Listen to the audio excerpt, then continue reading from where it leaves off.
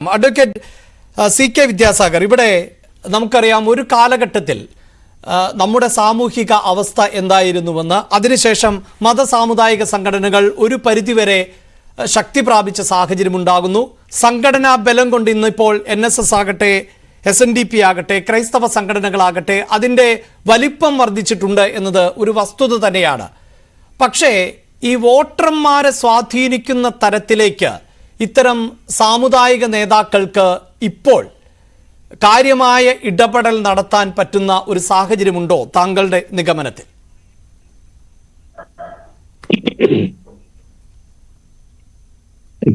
കേരളത്തിലെ ജനങ്ങൾ, ഇവിടുത്തെ വോട്ടർമാര് ഒരു നല്ല ശതമാനം പേര് ഏറെക്കുറെ കമ്മിറ്റഡ് വോട്ടേഴ്സാണ്.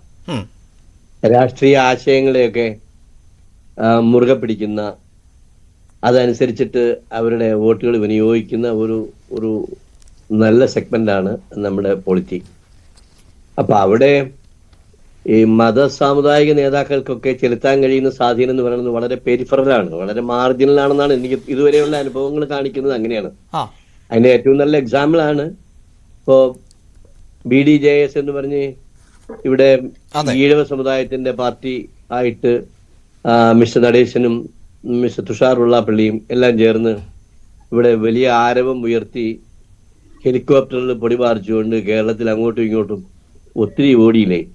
ഇവിടെ കുറച്ച് പരിസ്ഥിതി മലിനീകരണം ഉണ്ടാക്കാം എന്നല്ലാതെ അതിനപ്പുറത്ത് പിന്നെ കൂടാതെ കേന്ദ്ര സർക്കാരിന്റെ നിധിയിലേക്ക് കുറെ അധികം കെട്ടിവെച്ച കാശ് സംഭാവന ചെയ്യാൻ കഴിഞ്ഞു എന്നുള്ളതിനപ്പുറത്തേക്ക് ഒരു ഇമ്പാക്റ്റും ഉണ്ടാക്കിയില്ല. ഒരു സ്ഥാനാർത്ഥിക്ക് പോലും കെട്ടിവെച്ച കാശ് തിരിച്ചു കിട്ടിയില്ല എന്നാണ് എന്റെ ഓർമ്മ കഴിഞ്ഞ തെരഞ്ഞെടുപ്പില്. അപ്പോ സാമുദായിക നേതാക്കൾക്ക് ചെലുത്താൻ കഴിയുന്ന സ്വാധീനം എന്ന് പറയുന്നത് വളരെ പെരിഫറലാണ്, വളരെ ലിമിറ്റഡ് ആണ്.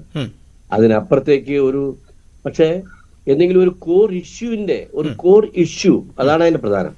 ഏതെങ്കിലുമൊക്കെ ഒരു വിഷയാധിഷ്ഠിതമായിട്ട് ഒരു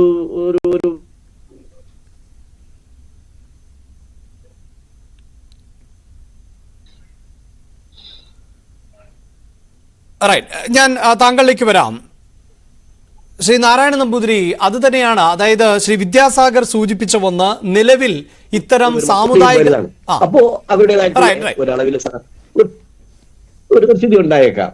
അങ്ങനെ പക്ഷേ ഇവിടെ പോളിറ്റി കാര്യങ്ങളെ ഒരുവിധം വൃത്തിയായിട്ട് വിലയിരുത്തുന്നു. അവർക്ക് സമൂഹത്തിന് ഗുണപരമായിട്ടുള്ള ആശയങ്ങൾ നൽകാൻ കഴിയുന്നുണ്ടോ, ഈ സമൂഹത്തിന് വേണ്ടതായിട്ടുള്ള മാറ്റങ്ങൾക്ക് വേണ്ടിയിട്ടുള്ള ഐഡിയാസ്, അത് പ്രധാനം. അതോടൊപ്പം അതിന്റെ performance, how do they perform when they come to power.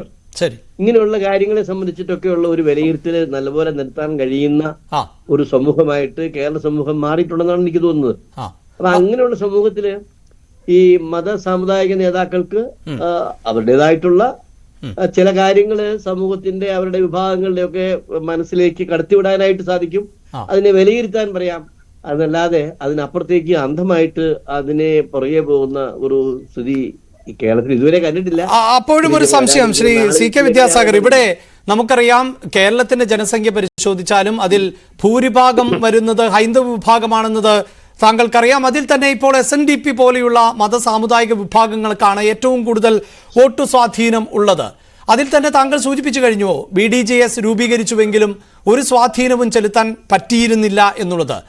വലിയൊരു ശതമാനം ഈഴവ സമുദായ അംഗങ്ങൾ ഇടതുപക്ഷത്തോടൊപ്പം തന്നെയാണ് എപ്പോഴും ചേർന്ന് നിൽക്കുന്നത് എന്ന് ഈ വോട്ടുകളുടെ ഇന്നലകളുടെ ചരിത്രം പരിശോധിച്ചാൽ വ്യക്തമായി മനസ്സിലാക്കാൻ സാധിക്കും. മാത്രവുമല്ല, ഹൈന്ദവ വിഭാഗം പലപ്പോഴും ഭിന്നിച്ചു നിൽക്കുന്ന ഒരു സമീപനമുണ്ട് താനും. ഒരു ഐക്യത്തിലേക്ക് ഹൈന്ദവ വിഭാഗം എത്തിയിട്ടുമില്ല. പക്ഷേ അതിൽ നിന്ന് വ്യത്യസ്തമാണോ കേരളത്തിലെ ന്യൂനപക്ഷങ്ങൾക്ക് ഒരു ഏകീകൃത സ്വഭാവമില്ല എങ്കിൽ പോലും അതിൽ പ്രവർത്തിക്കുന്ന സംഘടനകൾ കുറച്ചുകൂടി അച്ചടക്കത്തോടുകൂടി പ്രവർത്തിക്കുന്ന സംഘടനകളായി മാറുന്നുണ്ടോ? അവയെ നിയന്ത്രിക്കാനെങ്കിലും ഈ മത മേലധ്യക്ഷന്മാർക്ക് സാധിക്കുമെന്ന് താങ്കൾക്ക് നിരീക്ഷണമുണ്ടോ Shri Vidyasagar? When compared to Ezhava community, തീർച്ചയായിട്ടും മൈനോറിറ്റീസിന്റെ ഇടയിൽ അവരുടെ സാമുദായിക നേതാക്കൾക്ക്, അതുപോലെ പുരോഹിത നേതാക്കൾക്ക് കുറെ കൂടി സ്വാധീനം ചെലുത്താൻ കഴിയുന്നു എന്നുള്ളതും കേരളത്തെ സംബന്ധിച്ചിടത്തോളം ഒരു റിയാലിറ്റിയാണ്. അപ്പോ ഇത് മാറി വരുന്ന കാലത്തിൽ ഒപ്പിച്ച് ഫോർ എക്സാമ്പിൾ ഇപ്പൊ 2 ടേം ഭരിക്കും. അതെ, അടുത്ത ലോക്സഭാ തെരഞ്ഞെടുപ്പിലും അധികാരത്തിൽ വരുമെന്ന് വലിയ ആത്മവിശ്വാസം BJP വെച്ചു പുലർത്തുന്നുണ്ട്. എവിടെയൊക്കെ അക്കൗണ്ടുകൾ തുറക്കാൻ പറ്റുമോ, അല്ലെങ്കിൽ ഏതൊക്കെ മണ്ഡലങ്ങളിൽ വിജയിക്കാൻ പറ്റുമോ അതിലെല്ലാം വിജയിക്കുക എന്നൊരു അജണ്ടയാണ്. 370 സീറ്റാണ് അടുത്ത ലോക്സഭാ തെരഞ്ഞെടുപ്പിൽ മോദി അവകാശപ്പെടുന്നത്. അപ്പോൾ കേരളത്തിൽ നിന്നെങ്കിൽ കേരളത്തിൽ നിന്ന് ആ നിലയിലേക്കാണ് പൊതുവെ ഉള്ള ശ്രമങ്ങൾ. അപ്പോൾ ഈ സ്വാഭാവികമായി ന്യൂനപക്ഷത്തെ പറഞ്ഞുകൊള്ളൂ. കേന്ദ്ര ഭരണം നിയന്ത്രിക്കുന്ന പ്രസ്ഥാനങ്ങളുമായിട്ട് അല്ലെങ്കിൽ അധികാര കേന്ദ്രവുമായിട്ട് ഏറെക്കാലം അങ്ങനെ വിയോജിച്ച് നിൽക്കുന്നതിൽ കാര്യമില്ല.